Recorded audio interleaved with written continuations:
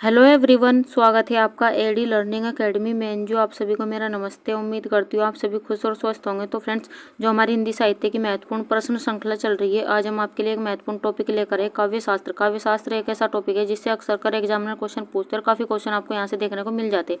हर exam के लिए अति महत्वपूर्ण टॉपिक है काव्य शास्त्र। अगर हम काव्य शास्त्र की बात करें, आज हम इसमें प्रमुख आचार्य, उनके ग्रंथ, किस सदी के आचार्य हुए हैं और क्या इन्होंने काव्य लक्षण दिए और कुछ महत्वपूर्ण प्रश्न आपको यहाँ पर कराने वाले हैं।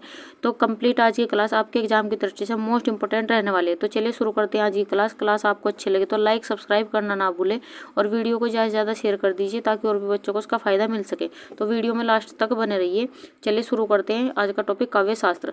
अगर हम यहाँ पर देख लेते हैं, पहले हम काव्य शास्त्र की परिभाषा के बारे में बात कर लेते हैं। काव्य शास्त्र की परिभाषा की बात करें तो काव्य के गुण व अवगुणों की समीक्षा करने वाली विधा क्या कहलाती है? काव्य शास्त्र कहलाती है। अगर हम यहाँ पर नेक्स्ट पॉइंट की बात करें, काव्य शास्त्र के प्रवर्तक। कई बार एग्जाम में पूछे गए काव्य शास्त्र के प्रवर्तक।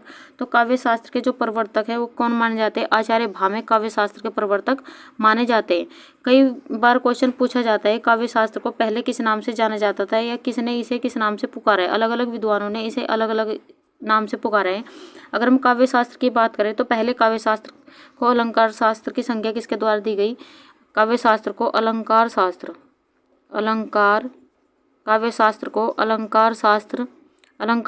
किसके द्वारा कहा गया है? तो 6वीं सदी से 9वीं सदी के आचार्यों ने इसे क्या कहा है? 6वीं सदी से 9वीं सदी के आचार्यों ने इसे क्या कहा है? अलंकार शास्त्र का। अगर हम 6वीं सदी की बात करें तो आचार्य भामह से आचार्य रुद्र तक के आचार्यों ने इसे क्या कहा? अलंकार शास्त्र की संज्ञा दी। वहीं अगर हम अलंकार शास्त्र की बात करें तो अलंकार शास्त्र नाम इसे किसने दिया? आचार्य भामह ने इसे क्या कहा? अलंकार शास्त्र कहा। नेक्स्ट पॉइंट की बात कर लेते हैं। अगर नेक्स्ट पॉइंट की बात करें, इसके बाद इसे अलंकार शास्त्रियों ने इसे क्या कहा? सौंदर्य शास्त्र कहा। तो सौंदर्य शास्त्र, एक क्वेश्चन यहाँ से बन जाता है, सौंदर्य शास्त्र किसके द्वारा कहा गया है? तो सौंदर्य शास्त्र काव्य शास्त्र को अलंकार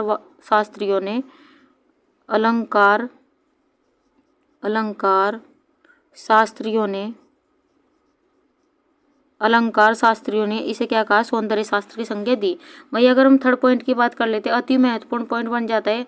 अगर हम यहाँ पर देखें तो काव्य शास्त्र को जो नाम दिया है, काव्य शास्त्र जो नाम दिया है वो किसके द्वारा दिया गया है? राजा भोज या भोजराज ने इसे क्या दिया है? इसे काव्य शास्त्र का नाम दिया है और जो आज भी क्या है? प्रचलित है। तो ये थे महत्वपूर्ण पॉइंट, ये भी अपनी नोटबुक में नोट करते हुए चलिएगा। जो भी आपको आज की क्लास में महत्वपूर्ण पॉइंट लगे अपनी नोटबुक में नोट करते हुए चलिएगा। आगे बढ़ जाते हैं। अब देख लेते हैं काव्य शास्त्र के प्रमुख आचार्य, उनके ग्रंथ व उनके काव्य लक्षण। अगर हम काव्य लक्षण की बात करें तो अनेक विद्वानों ने काव्य के अनेक लक्षण बताए हैं जिन्हें क्या कहा गया है? काव्य लक्षण कहा गया है। तो पहले देख लेते हैं, हमारे पहले आचार्य भरत मुनि। आचार्य भरत मुनि महत्वपूर्ण आचार्य रहे हैं और कई बार एग्जाम में क्वेश्चन पूछा गया है। अगर हम यहाँ पर देखें तो इनके समय की बात करें तो ये 2वीं सदी के क्या माने जाते हैं? 2वीं सदी ईसा पूर्व के आचार्य कौन है? आचार्य भरत मुनि। कहीं कहीं इनका जो समय दिया हुआ होता है वो 150 ईसा पूर्व भी इनका समय दिया हुआ होता है। और कहीं कहीं आपको पहली सदी से दूसरी सदी के बीच का समय भी किसका दिया हुआ होता है? आचार्य भरत मुनि का दिया हुआ होता है। अगर हम नेक्स्ट देख लेते हैं इनके ग्रंथ। आचार्य भरत मुनि का महत्वपूर्ण ग्रंथ रहा है नाट्यशास्त्र। कई बार एग्जाम में पूछा गया है और इसमें अगर हम बात करें तो लगभग इसमें 6000 श्लोक और इसमें 36 क्या है? अध्याय है। एक क्वेश्चन यहाँ से कई बार पूछा गया है कि किस ग्रंथ को पंचम वेद के नाम से जाना जाता है? तो पंचम वेद के नाम से किसे जाना जाता है? नाट्यशास्त्र को पंचम वेद के नाम से भी जाना जाता है। आगे बढ़ जाते हैं। जो भी महत्वपूर्ण पॉइंट है मैंने यहाँ पर नोट लगाकर लिख दिया है। अगर एक क्वेश्चन यहाँ से कई बार पूछा गया है कि संस्कृत काव्य शास्त्र का आदि ग्रंथ किसे माना जाता है? तो संस्कृत काव्य शास्त्र का आदि ग्रंथ नाट्यशास्त्र को ही माना जाता है। नेक्स्ट देख लेते हैं भरत मुनि के रस सूत्र से कई बार एग्जाम में क्वेश्चन पूछा गया। अभी हाल ही में बीपीएससी के एग्जाम में भी यहाँ से क्वेश्चन पूछा गया था। अगर हम इनके रस सूत्र की बात करें तो भरत मुनि के रस सूत्र की बात करें, कई बार एग्जाम में पूछा गया है, विभाव अनुभाव व्यभिचारी संयोगादर्श निष्पत्ति। तो यहाँ से ये इनका अति महत्वपूर्ण वेरी वेरी इंपॉर्टेंट आप यहाँ पर लगा के चल सकते हैं। इनका महत्वपूर्ण रस सूत्र रहा है और यहाँ से कई बार एग्जाम में क्वेश्चन पूछा गया कि भरत मुनि के रस सूत्र में किसका वर्णन नहीं मिलता है?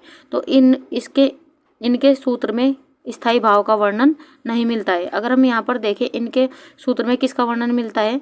इनके रस सूत्र में विभाव अनुभाव विभाव, अनुभाव व संचारी भाव, इनके रस सूत्र में किसका वो मिलता है? विभाव, अनुभाव व संचारी भाव का क्या मिलता है? वर्णन मिलता है।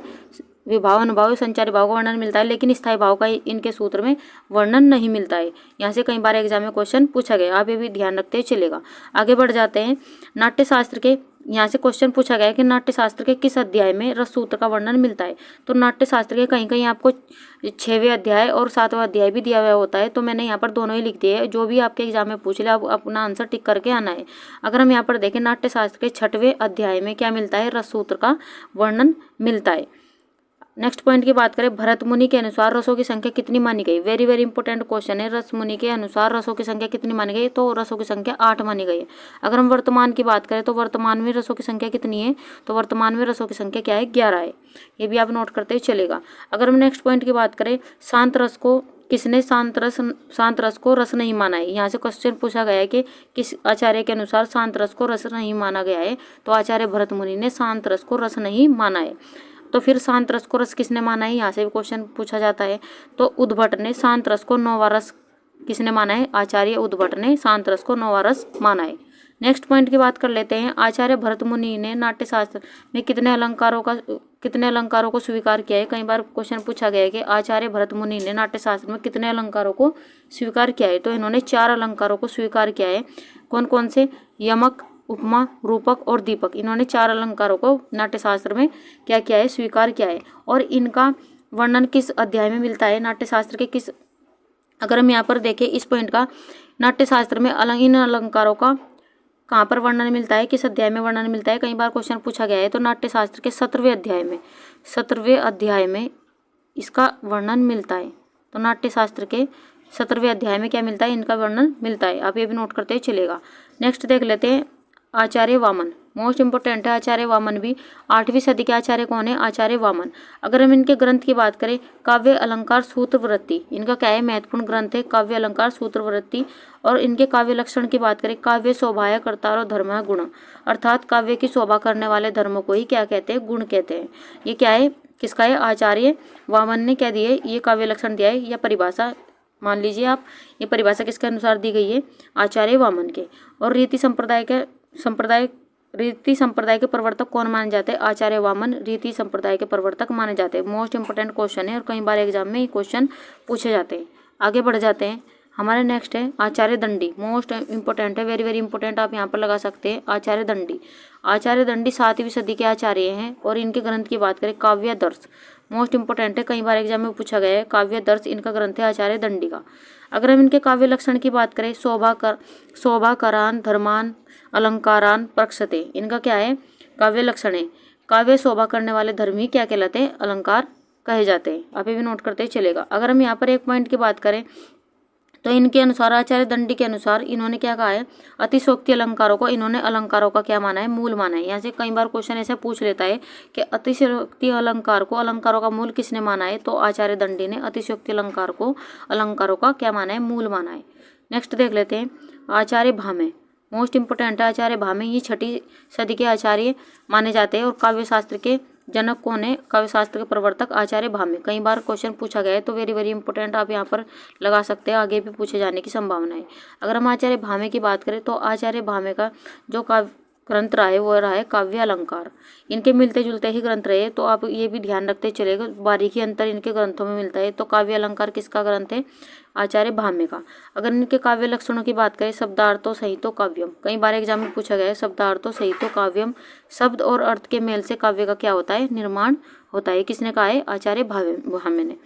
अगर हम इनकी बात करें, काव्य अलंकार की टीका किसके अनुसार लिखी गई है? यानी कि अगर हम यहाँ पर देखें, काव्य अलंकार पर जो टीका लिखी है वो किसके अनुसार लिखी गई है? आचार्य उद्भट ने लिखी है। मैंने भी महत्वपूर्ण पॉइंट है, तो यहाँ से क्वेश्चन बन जाता है कि काव्य अलंकार पर टीका किसके अनुसार लिखी गई है?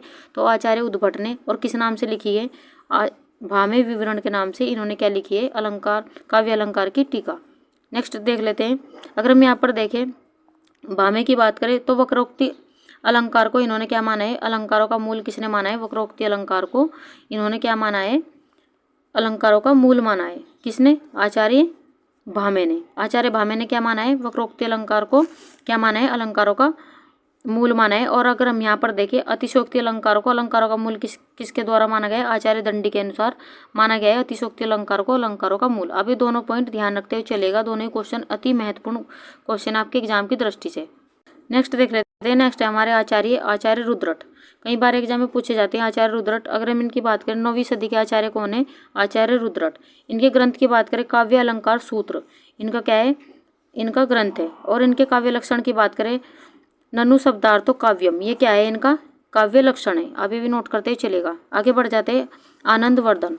तो फ्रेंड्स हमारी वीडियो, हमारा कंटेंट अगर आपको अच्छा लग रहा हो तो लाइक सब्सक्राइब करना ना भूलें और वीडियो को ज़्यादा से ज़्यादा शेयर कर दीजिए ताकि और भी बच्चों को उसका फ़ायदा मिल सके। और हम एक प्रयास कर रहे हैं ताकि आपका एक भी क्वेश्चन इस सीरीज से बाहर ना जाए और आपका हर एक टॉपिक यहाँ पर क्लियर हो जाए। तो हमारे इस प्रयास के लिए आप भी वीडियो को ज़्यादा से ज़्यादा शेयर कर दीजिए ताकि हमें भी मोटिवेशन मिलता रहे और हम आगे से भी आपके लिए बेहतर से बेहतर कंटेंट आपके लिए ला सके। तो चलिए फ्रेंड्स अब आते हैं अपने कंटेंट पर। अगर हम यहाँ पर देखें आचार्य आनंदवर्धन, ये 9वीं सदी के क्या है? आचार्य हैं। और इनके महत्वपूर्ण ग्रंथ है, कई बार एग्जाम में पूछा गया है इनका ग्रंथ, वेरी वेरी इंपॉर्टेंट इनका ग्रंथ है। तो इनका ग्रंथ है ध्वन्यालोक। और ध्वनि संप्रदाय के प्रवर्तक कौन माने जाते हैं? आनंदवर्धन। ध्वनि संप्रदाय, कई बार क्वेश्चन पूछा गया है कि ध्वनि संप्रदाय के प्रवर्तक कौन है? आनंदवर्धन। और इनके अनुसार काव्य की जो आत्मा मानी गई है वो क्या मानी गई है? ध्वनि को क्या माना है इन्होंने? काव्य की आत्मा माना है। यानी कि काव्यस्य आत्मा ध्वनि, यानी कि अर्थात काव्य की आत्मा क्या है? ध्वनि। किसके अनुसार माना गया है? आनंदवर्धन के। कई बार एग्जाम में क्वेश्चन पूछा गया है। आगे बढ़ जाते हैं राजशेखर। राजशेखर की बात करें, वेरी वेरी इंपॉर्टेंट है। 10वीं सदी के आचार्य कौन है? राजशेखर। और इनके ग्रंथ की बात करें काव्य मीमांसा क्या है? इनका ग्रंथ है। नेक्स्ट देख लेते हैं अभिनव गुप्त। अभिनव गुप्त वेरी वेरी इंपॉर्टेंट है। इन्होंने नाट्य शास्त्र पर भी टीका लिखी है, वेरी वेरी इंपॉर्टेंट है। यहाँ पर आप लगा कर चलिएगा अभिनव गुप्त। अभिनव गुप्त की बात करें तो 10वीं सदी के आचार्य कौन है? अभिनव गुप्त। और इनके अनुसार कई बार क्वेश्चन पूछा गया है कि नाट्य शास्त्र पर टीका किसके अनुसार लिखी गई है? तो अभिनव गुप्त ने नाट्य शास्त्र पर टीका अभिनव भारती के नाम से लिखी है। एक क्वेश्चन आपका यहाँ पर वेरी वेरी इंपॉर्टेंट है। और नेक्स्ट बात करें ध्वन्यालोक की टीका किसके अनुसार लिखी गई है? अभिनव गुप्त ने ध्वन्यालोक लोचन के नाम से लिखी है। आप ये भी नोट करते हुए चलेगा। आगे बढ़ जाते हैं आचार्य कुंतक। आचार्य कुंतक की बात करें 10वीं सदी के आचार्य कौन है? आचार्य कुंतक है। और इनकी ग्रंथ की बात करें वक्रोक्ति जीवितम, महत्वपूर्ण ग्रंथ रहा है आचार्य कुंतक का वक्रोक्ति जीवितम। वक्रोक्ति संप्रदाय के प्रवर्तक कौन माने जाते हैं? आचार्य कुंतक वक्रोक्ति संप्रदाय के प्रवर्तक माने जाते हैं। नेक्स्ट देख लेते हैं आचार्य धनंजय। आचार्य धनंजय की बात करें 10वीं सदी के आचार्य कौन है? आचार्य धनंजय हैं। और 10 रूपक क्या है? इनका ग्रंथ है। नेक्स्ट देख लेते हैं राजा भोज या भोजराज। कहीं कहीं आपको राजा भोज या भोजराज भी दिया हुआ होता है तो आपको कंफ्यूज नहीं होना है, दोनों ही एक ही व्यक्ति के नाम है। अगर हम यहाँ पर देखें राजा भोज या भोजराज, 11वीं सदी के आचार्य कौन है? भोजराज। और मोस्ट इंपोर्टेंट है इनका ग्रंथ, कई बार एग्जाम में पूछा गया है सरस्वती कंठाभरण। सरस्वती कंठाभरण की बात करें तो आचार्य भोजराज की रचना क्या है? सरस्वती कंठाभरण। एक क्वेश्चन और पूछा जाता है, ये मिलते जुलते से ही ग्रंथ है। अगर हम यहाँ पर देखें कविकुल कंठाभरण की बात करें तो कविकुल कंठाभरण जो ग्रंथ है वो किसका है? दूल्हा कवि का है। और कवि कंठाभरण किसका है? क्षेमेंद्र का है। तो ये तीन जो है ये ग्रंथ ये मिलते जुलते से, तो आपको कंफ्यूज नहीं होना है। सरस्वती कंठाभरण किसका है? भोजराज का। और कविकुल कंठाभरण किसका है? दूल्हा कवि का। और कवि कंठाभरण किसका है? क्षेमेंद्र का। नेक्स्ट देख लेते हैं आचार्य क्षेमेंद्र। आचार्य क्षेमेंद्र की बात करें 11वीं सदी के आचार्य कौन है? आचार्य क्षेमेंद्र। इनके ग्रंथ की बात करें औचित्य विचार चर्चा, मोस्ट इंपोर्टेंट ग्रंथ रहा है इनका औचित्य विचार चर्चा। अगर हम इनके ग्रंथ की बात करें तो इनका ग्रंथ है। और ये औचित्य संप्रदाय के क्या माने जाते हैं? प्रवर्तक कौन है? आचार्य क्षेमेंद्र। नेक्स्ट देख लेते हैं आचार्य मम्मट। कई बार एग्जाम में पूछा गया है आचार्य मम्मट, आप यहाँ पर भी लगा सकते हैं, वेरी वेरी इंपॉर्टेंट। आचार्य मम्मट की बात करें तो 11वीं सदी के उत्तरार्ध में, और या कहीं कहीं आपको 12वीं सदी भी दिया हुआ होता है तो आपको कंफ्यूज नहीं होना है। तो यहाँ पर 11वीं सदी के उत्तरार्ध या 12वीं सदी के आचार्य कौन है? आचार्य मम्मट। इनका महत्वपूर्ण ग्रंथ रहा है काव्य प्रकाश। अगर हम इनके काव्य लक्षण की बात करें तद दोषो शब्दों सगुणावलंब करती पुनः क्वापी, ये क्या है? इनका काव्य लक्षण है। नेक्स्ट देख लेते हैं आचार्य रुय्यक। आचार्य रुय्यक की बात करें तो आचार्य रुय्यक 12वीं सदी के आचार्य कौन है? आचार्य रुय्यक है। और अलंकार सर्वस्व ये क्या है? इनका महत्वपूर्ण ग्रंथ है आचार्य रुय्यक का। अगर हम नेक्स्ट देखें आचार्य हेमचंद्र, वेरी वेरी इंपॉर्टेंट है आचार्य हेमचंद्र, कई बार एग्जाम में पूछे गए हैं। आचार्य हेमचंद्र 12वीं सदी के आचार्य कौन है? आचार्य हेमचंद्र। महत्वपूर्ण इनका ग्रंथ रहा है शब्दानुशासन। शब्दानुशासनम इनका कई बार एग्जाम में पूछा गया ग्रंथ है। और इनके काव्य लक्षण की बात करें अदोषो सगुणो सालंकारो शब्दार्थो काव्यम, कई बार एग्जाम में पूछा गया। अगर हम यहाँ पर देखें आचार्य रुयक की बात करें, आचार्य मम्मट की बात करें, तो यहाँ पर आप देख सकते हैं तद 200, इनके इनके काव्य लक्षण में क्या आया है, तद 200। और अगर हम हेमचंद्र की बात करें, हेमचंद्र ए 200 सगुणों सालंकारो शब्दार्थो काव्यम, ये क्या है, इनका काव्य लक्षण है। नेक्स्ट देख लेते हैं आचार्य जयदेव। आचार्य जयदेव की बात करें, 13वीं सदी के आचार्य कौन है, आचार्य जयदेव, और इनका महत्वपूर्ण ग्रंथ रहा है चंद्रालोक। नेक्स्ट देखें आचार्य विश्वनाथ, महत्वपूर्ण है आचार्य विश्वनाथ भी, वेरी वेरी इंपॉर्टेंट, यहाँ से कई बार क्वेश्चन पूछा गया है। आचार्य विश्वनाथ ये 14वीं सदी के क्या है, आचार्य हैं, और इनका ग्रंथ की बात करें साहित्य दर्पण क्या रहा है, इनका ग्रंथ रहा है। और इनके काव्य लक्षण की बात करें, काव्य रसात्मकम काव्यम, वाक्य रसात्मकम काव्यम, ये क्या रहा है, इनका लक्षण ग्रंथ है। कई बार एग्जाम में पूछा गया है इनका लक्षण ग्रंथ, लक्षण काव्य। इनका काव्य का जो लक्षण है, सॉरी फ्रेंड्स, इनका काव्य लक्षण क्या है, वाक्य रसात्मकम काव्यम, आपको ये भी ध्यान रखते चलेगा, आचार्य विश्वनाथ। नेक्स्ट देख लेते हैं आचार्य पंडित जगन्नाथ, महत्वपूर्ण है आचार्य पंडित जगन्नाथ, ये 17वीं सदी के क्या रहे हैं, आचार्य हैं, और रस गंगाधर क्या है, इनका ग्रंथ है। और इनके महत्वपूर्ण, इनका जो काव्य लक्षण रहा है, वेरी वेरी इंपॉर्टेंट, आप यहाँ पर लगा सकते हैं, रमणीयार्थ प्रतिपादक शब्द काव्यम, ये कई बार एग्जाम में पूछा गया है, रमणीयार्थ प्रतिपादक शब्द काव्यम, तो आप ये भी ध्यान रखते चलेगा। नेक्स्ट देख लेते हैं आचार्य उद्भट, वेरी वेरी इंपॉर्टेंट है आचार्य उद्भट, 8वीं सदी के आचार्य कौन है, आचार्य उद्भट है। और इनके ग्रंथ की बात करें, काव्य अलंकार सार संग्रह, काव्य अलंकार सार संग्रह किसका है, आचार्य उद्भट का ग्रंथ है, आप ये भी ध्यान रखते चलेगा। तो फ्रेंड्स ये थे आज के आचार्य। अब देख लेते हैं इससे बनने वाले महत्वपूर्ण प्रश्न, किस तरह से एग्जामिनर क्वेश्चन पूछता है। यहाँ पर मैंने कुछ क्वेश्चन लिए हैं जो आपके एग्जाम की दृष्टि से मोस्ट इंपॉर्टेंट है, और कई क्वेश्चन इनमें से प्रीवियस ईयर भी हमने उठाए हैं। तो फ्रेंड्स हमारा कंटेंट, हमारी वीडियो अगर आपको अच्छी लग रही हो तो लाइक सब्सक्राइब करना ना भूलें, और वीडियो को ज़्यादा से ज़्यादा शेयर कर दीजिए ताकि और भी बच्चों को इसका फ़ायदा मिल सके। और हमें इतना प्रयास कर रहे हैं तो आपका भी फ़र्ज बनता है कि हमारी वीडियो को ज़्यादा से ज़्यादा शेयर कर दीजिए। अगर हम यहाँ पर देख लेते हैं महत्वपूर्ण प्रश्न, अगर महत्वपूर्ण प्रश्न की बात करें तो यहाँ से क्वेश्चन कई बार एग्जाम में पूछा गया है कि किस ग्रंथ को पंचम वेद कहा गया है, इस तरह से एग्जामिनर क्वेश्चन पूछता है। अगर हम यहाँ पर देखें किस ग्रंथ को पंचम वेद कहा गया है, तो नाट्यशास्त्र को क्या कहा जाता है, पंचम वेद भी कहा गया है। अगर हम नेक्स्ट देखें अलंकारों को काव्य की आत्मा किसने माना है, अगर हम यहाँ पर देखें अलंकारों को काव्य की आत्मा किसने माना है, तो अलंकारों को काव्य की आत्मा आचार्य भामे ने माना है। नेक्स्ट क्वेश्चन की बात करें, रसों को काव्य के आंतरिक उपकारक मानने वाले विद्वान कौन है, तो रसों को काव्य के आंतरिक उपकारक मानने वाले विद्वान है आचार्य रामचंद्र शुक्ल। नेक्स्ट देख लेते हैं अलंकारवादी आचार्य, कई बार एग्जाम में क्वेश्चन पूछे जाते हैं अलंकारवादी आचार्य कौन कौन से, तो आचार्य वामन, दंडी, उद्भट और आचार्य भामे। नेक्स्ट देख लेते हैं रसों को ध्वनि के साथ युक्त करने का श्रेय किसे जाता है, रसों को ध्वनि के साथ युक्त करने का श्रेय किसे जाता है, आनंदवर्धन को जाता है। इन्होंने क्या माना है, इन्होंने काव्य की आत्मा किसे माना है, काव्य की आत्मा किसे माना है, ध्वनि को काव्य की आत्मा किसने माना है, तो आनंदवर्धन ने ध्वनि को काव्य की आत्मा माना है। नेक्स्ट क्वेश्चन की बात कर लेते हैं रसों को काव्य की आत्मा किसने माना है। अगर हम यहाँ पर क्वेश्चन की बात करें तो अलंकारों को काव्य की आत्मा किसने माना है, आचार्य भामे ने माना है। अगर हम वही बात करें रसों को काव्य की आत्मा किसने माना है, दोनों क्वेश्चन अलग अलग है, तो रसों को काव्य की आत्मा आचार्य भरत मुनि ने माना है। और आचार्य भरत मुनि ने रसों की संख्या कितनी बताई है, 8 बताई है, आप ये भी ध्यान रखते चलेगा।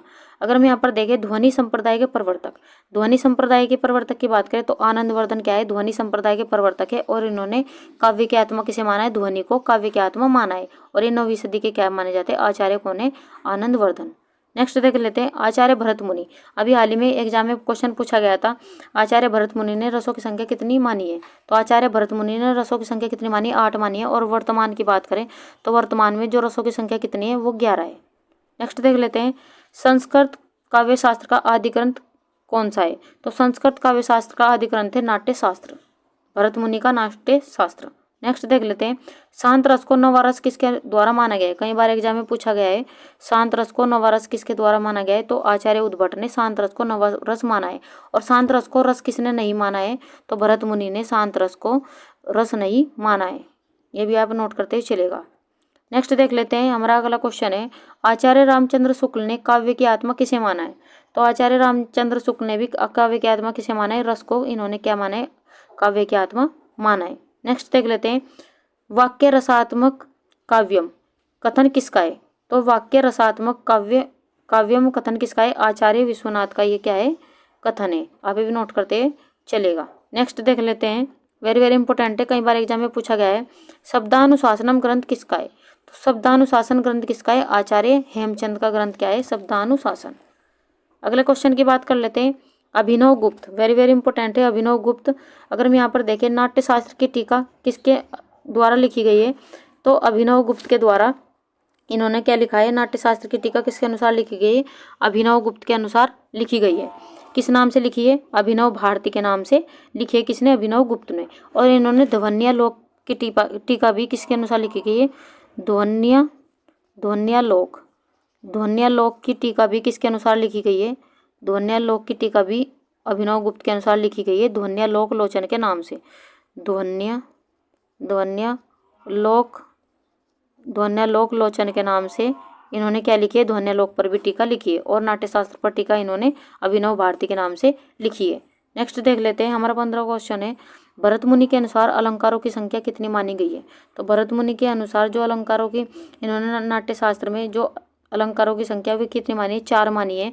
इन्होंने 4 अलंकारों को स्वीकार किया है। कौन कौन से? यमक, रूपक, दीपक और उपमा। यहाँ पर हम देख लेते हैं, हमारा महत्वपूर्ण क्वेश्चन यहाँ से बन रहा है। तो फ्रेंड्स, ये थे हमारे आज के क्वेश्चन। अगर हम एक पॉइंट की बात कर लेते हैं, यहाँ पर मैं आपको संप्रदाय यहाँ पर लिखा देती हूँ, कुछ पॉइंट महत्वपूर्ण पॉइंट है। अगर यहाँ पर देखें तो पहले पॉइंट की बात करें, रीति संप्रदाय। तो रीति संप्रदाय के प्रवर्तक कौन माने जाते हैं? रीति संप्रदाय के प्रवर्तक कौन माने जाते हैं? एक जगह ही मैं आपको यहाँ पर नोट करा देती हूँ। तो आचार्य वामन, रीति संप्रदाय के प्रवर्तक आचार्य वामन। ध्वनि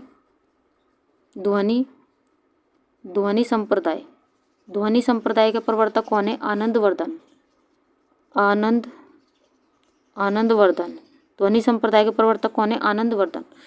नेक्स्ट पॉइंट की बात कर लेते हैं, वक्रोक्ति संप्रदाय। वक्रोक्ति संप्रदाय के प्रवर्तक कौन है? आचार्य कुंतक कौन है? वक्रोक्ति संप्रदाय के प्रवर्तक। 4th पॉइंट की बात कर लेते हैं, औचित्य संप्रदाय। औचित्य संप्रदाय के प्रवर्तक कौन है? आचार्य क्षेमेंद्र। आचार्य